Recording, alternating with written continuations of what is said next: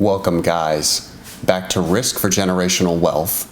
My name is Barrett, and on today's episode, I have for you the greatest story of my entire life. This story is so great, it changed my personality forever and my perspective on the world. I want to start, guys, by saying, not everything that I have done is something that you need to do. But there are lessons that can be taken away with the risks that I've taken. So let's start. Felt like a long time ago, but back in 2018, I was working for a startup, making 35, 40,000, barely anything to get by. Probably actually in that time, it was a decent salary, as a younger kid, it was acceptable. I've always been a hustler. I've always been somebody that needs to do other things. If I'm not making the money that I need to make, I need to do even more. So in previous, roles or corporate roles, I've had different side hustles. I've had other things on the side where I can make money. And usually they kind of come from, or they stem from an interest of mine or something that I'm currently doing. Full transparency, guys. I was in tech sales, and I would smoke weed every now and then. I know, a lot of people can't relate to that, but please stay patient and listen. I was smoking weed, getting through my day, and I was getting high quality product. And I had this method that I came up with that I actually found from somebody when I was on a rave cruise.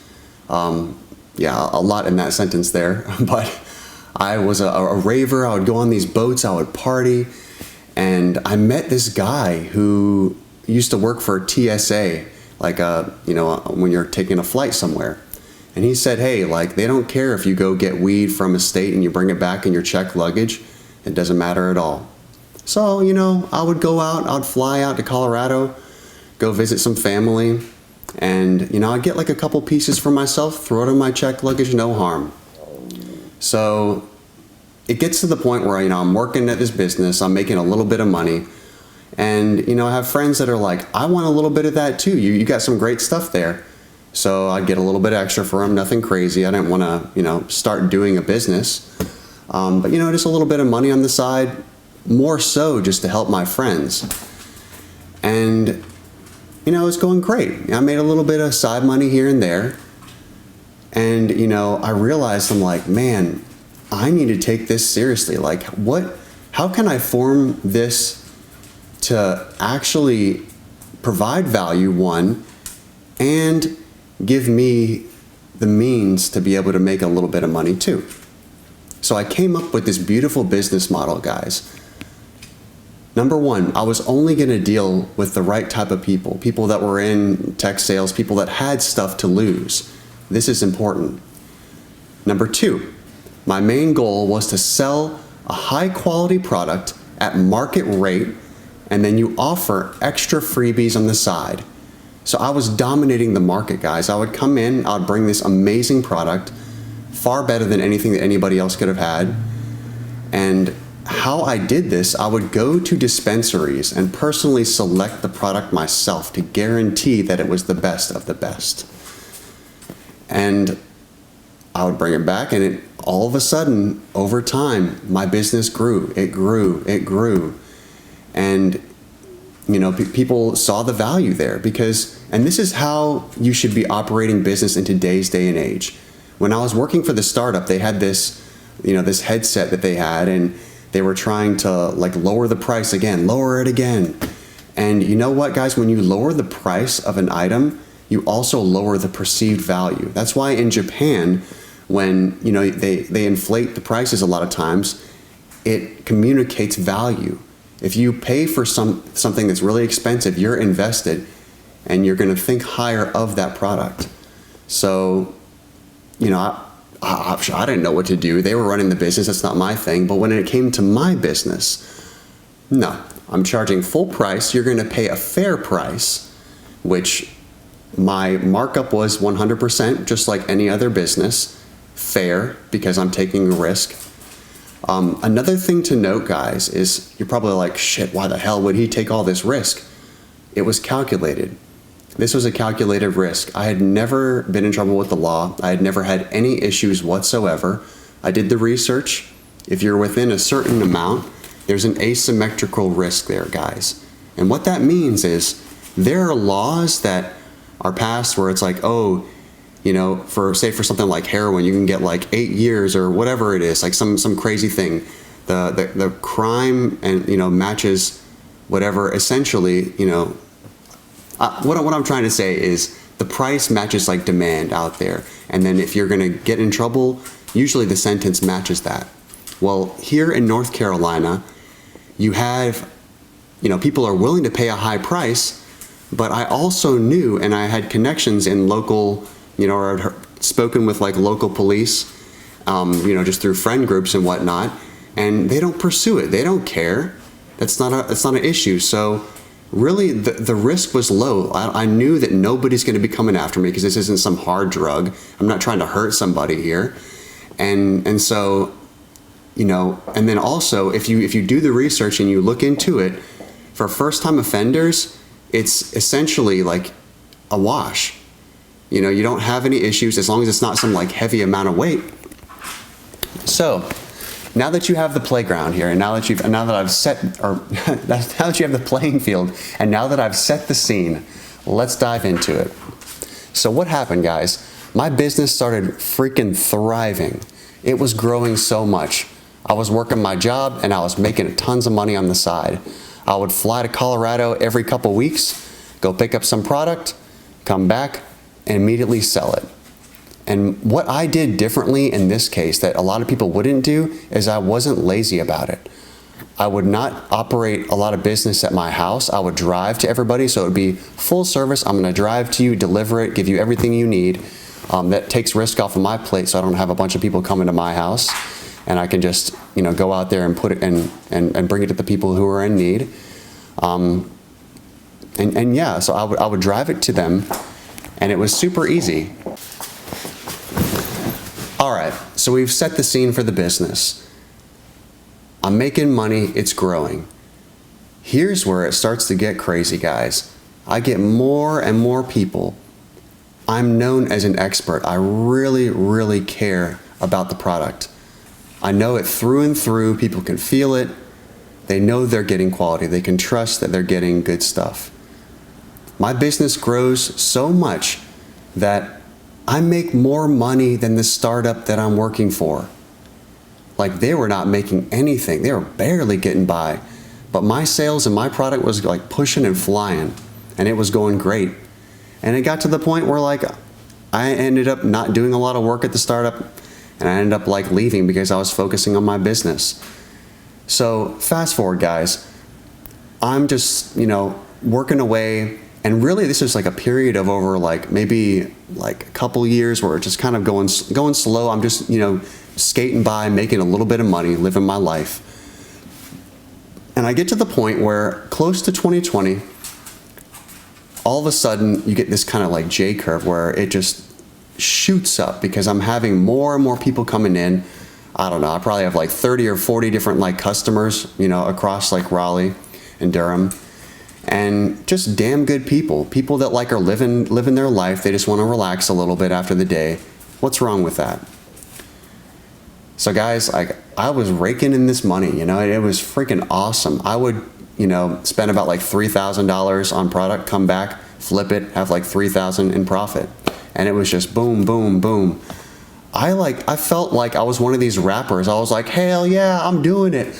I'm trapping, I'm living this life. So I was listening to rap, I was buying designer clothes, I had Gucci, Balenciaga, I had everything. I was dripping, I was living this life. I felt like a rapper. I was rapping, I was freestyling, I was doing this life. And it was freaking awesome.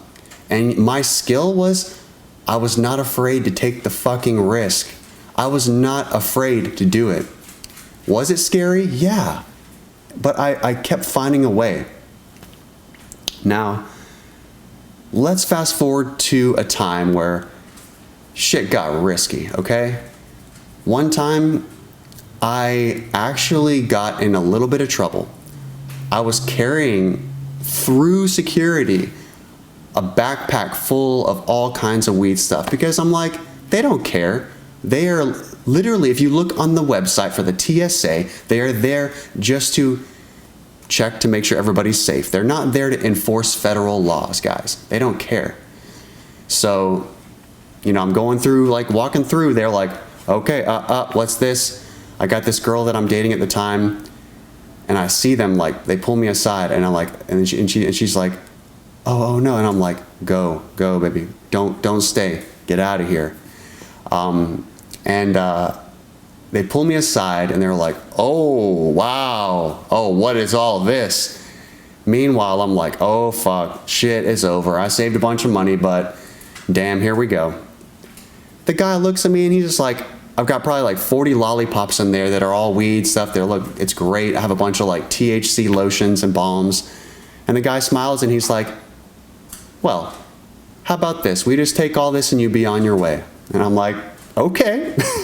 And the guy smiled at me, and I'm like, I bet you are just taking this to your friends to go consume. You're so happy that I made your day. Thank you. I took the risk, but you have a good day. Thank you, sir. So I got scot-free. It's easy. I'm not like a bad guy. He looks at me, I'm like an easygoing, chill-looking person. I'm a chill guy. And yeah, on my way. Keep going. So really, I want to fast forward. I just wanted to like say that one part. But it gets to the point where like we're in 2020, guys. It's the hottest season right now in crypto, in business. People are thriving. People are making all kinds of money. The stock market is going crazy. And I watch one of my friends who got into Ethereum early on. It was like really a friend of a friend, but good guy. And he became a multi-millionaire. He put money in and put his money where his mouth was. He took the risk, and he became a multi-millionaire. And I'm sitting there watching like, God damn. We had this conversation, me and like one of my best friends were just like, damn, like he literally was just telling us about that. And look at him go. So we're like, we got to get into investing. So January of, I think it was 2020, we are killing it. We're investing in free, we like get into the stock market. I'm learning how to do it. My friend's kind of teaching me a little bit, and we start getting into penny stocks. And we start, I have this cash pile up. I'm like, let's do something with this. Like, cool. Like at this point, I don't know, maybe like 70, 60K, 80K, somewhere around there. I don't even know. And I'm like, you know what, shit, like let's see what we can do here. So I started investing in companies like JagX, and these little penny stocks are freaking blowing up. And people are like, traditional investors, including my dad, my friends around me are like, don't ever get into penny stocks. They're so risky. Yeah, they probably are risky, but they're moving like 700% in some cases, which is a 7x of your money. So I'm like, shit, I'm going to get into this. Let me try to learn. Boom, man, I'm making like 2,000. I'm making 4,000. And it's just like, boom, boom, here and there, like just money coming in. I'm like, oh, freaking cool. You lose a little bit. I'm like, oh, okay, I'm learning. But overall, heavy freaking profit. Like I think it was $4,000, $5,000, $6,000 just in like a month or two. Or really, actually, it was in a month. So to set the scene, a huge event occurs in our society, in the investing world. GameStop happens. For anybody that wants to go research that, it's on you. Go look it up. Sorry, the sun's kind of setting this way. Let me just turn it. All right. Or sun's rising this way. So GameStop happens. And I have this ballsy motherfucker friend of mine who's a friend of a friend, but again, also a damn good guy. He throws in, and I might be getting these numbers wrong, but he throws in a little under 100K into GameStop, just investing. And then this shit goes up like crazy, and then it's like he's got like this huge profit, and he pulls it out. He made, I want to say like 120, 130,000, like that. This completely shifted my mindset of the world. Guys, when you take a risk and you realize that money can make money for you, you're like, what the fuck am I doing working for somebody else in a job for a stupid salary? So I saw those two examples, and I was like, damn, I gotta get into this. I gotta do this. So what did I do? I started throwing a little bit of money in, just nothing like too crazy in comparison to my whole wealth, but maybe I invested like 5, 10K, just pop, pop, pop, pop here and there. And of course, what happens in the investing world? Things started to go down. You know, I start losing a little bit of it, and it's the first big loss that I've taken where I'm like, shit, all right, well, what do I do? Just cut the loss and get out like the penny stocks? But, you know, and I could have done that. Like the guy that made like 135,000 or whatever, it was like, I could have been like him and just, you know, cut the losses and moved on. Like, no, I mean, I didn't make any profit there with that investment. But what was the big mind shift for me was I took and I'm like, okay, let me not listen to the people around me that aren't doing this because they don't know how to do this. They don't, just like in my business, they don't know how to handle this. They don't know what you're supposed to do. So I'm like, look at the examples in my life right now where the people have had major success. And those two cases, what did they have in common? Especially the multimillionaire crypto guy. He had strong conviction, and he just held on to that shit. He believed that this would work out. So what did I do, guys? Fast forward, I just like everything went down, and I was like, okay, invest in GameStop. What's the best opportunity right now? And I saw AMC, like the movie theater chain. That was number 2. That was kind of like, it came up a little bit, but wasn't like, you know, as crazy as GameStop.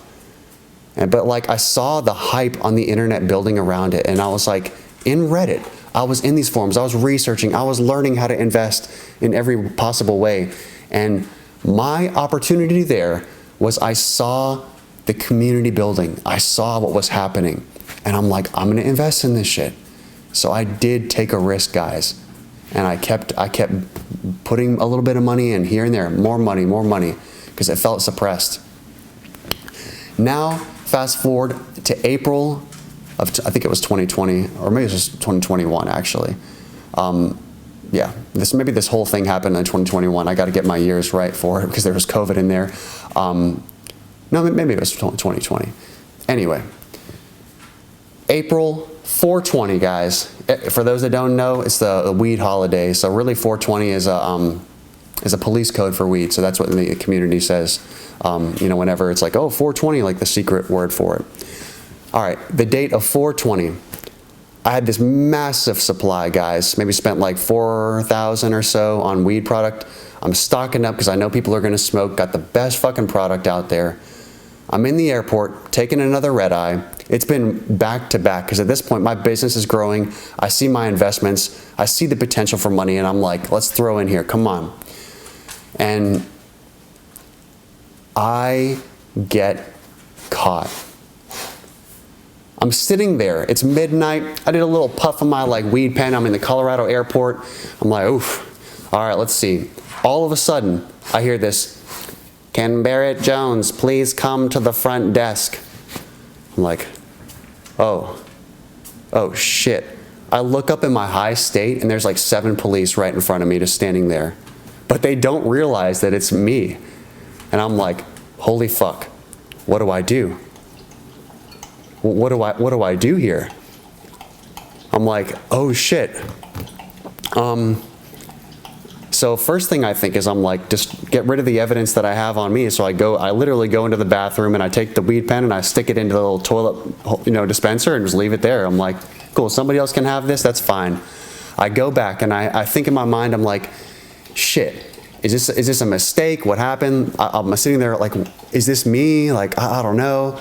It is me because they said my name, but I'm like, should I abandon the product that I have here? And if I walk away and run away, they're just gonna get me in trouble anyway. So I probably made a mistake here. Full transparency, but I try to get on the plane. So I walk up to boarding. The lady sees my boarding pass and she's like, if you could just come over with me to the corner over here. And I'm like, oh shit. So I go over there, I turn around, all the police have surrounded me. They like drop your bag. They start grabbing me. I'm like, oh shit. And this was like a crazy, crazy freaking moment, guys. Because I'm like arrested, hands behind my back. Everybody's tired of shit for their red-eye flight, so nobody really actually cares. And I'm just looking everybody in the face like, yep, yep, as I get escorted away to some like secret area. So fast forward, guys. I spent like one night in jail. It was fucking terrible. Don't ever do that. I would never spend more time there if I possibly could. And at this point in my life, I'm never taking a risk to get me back there again. But I knew I'd get out. I knew it wasn't an issue. So I get out, back to the investing. I'm down on a little bit of money. I have good savings. I'm like, what do I do? So I take a fucking risk, guys. And maybe this was the right decision, maybe not. But for me, it turned out well in my world and in my way. So I put a little bit more money into like this AMC stuff. I'm like, let me like put a little bit here, let me put a little bit there. Just moving this because the sun's rising. I put a little bit here, I put a little bit there. Now, guys, we're into June, and this shit goes fucking bananas. AMC takes off. It goes from $8 a share. I think I bought it at like $7 or $8. And it's at fucking $72 a share. But I have options, which I'll teach you about that later. But basically, I put $17,000 into some options and turned it to $330,000 or so. I put like, bought some common stock, bought other things, and those investments went crazy as well. I had the smaller and the kind of the crazier one was I did a short-term option. I put like $2,000 in. And that thing turned to like $50,000. My IRA went absolutely like nuts too, my 401k, because I put money in there too. And it got to the point, guys, where like I was at the beach with some friends, we're partying, we're hanging out. I look at my account and the first wave happens. And my like maybe about like $100,000 like worth in there goes to like $350,000. So I'm screaming, I'm crying, I'm like, oh my God, I did it, I made it. But like, I'm pulling myself together, I'm like, and everybody's like, take money out, what are you doing, quit. And it's like the analogy of I'm on the rock climbing wall and I got up halfway and people are like, jump down, you did it. And I'm like, fuck no, absolutely not. This isn't enough to retire off of. Taxes are going to take half of this. I'm getting in this more. Let's go. So you know what? I hold. And the crypto guy, he held too. Whenever things dipped down, he held. So what happens? The price goes down a little bit. Boom, boom, boom, boom. I'm back. I literally go down to like 150,000. So I'm still up 50K, but it doesn't look as nice. I'm like, oh God. A few days go by. And this is the point where it goes to the 72. It goes high as shit, guys. It just starts flying up. And if you have never felt this before, you cannot tell me anything. You cannot say anything because my account was moving up and down by $100,000 plus a day. So imagine waking up right now with your little salary of 50 to 100K or whatever it is like now, and just 100,000. The greed sets in. The fear sets in. Keep in mind, guys, I'm no pro trader. I was scared. I was excited. And nobody could tell me nothing because I'm taking a risk and I'm fucking winning. The height of this, guys, I hit $850,000.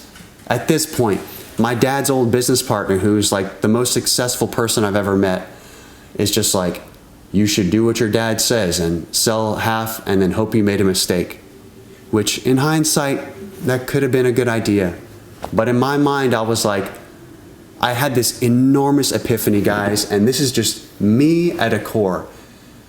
I was like, do I take this money, 850,000, 400,000 after tax? Great, this would be so cool.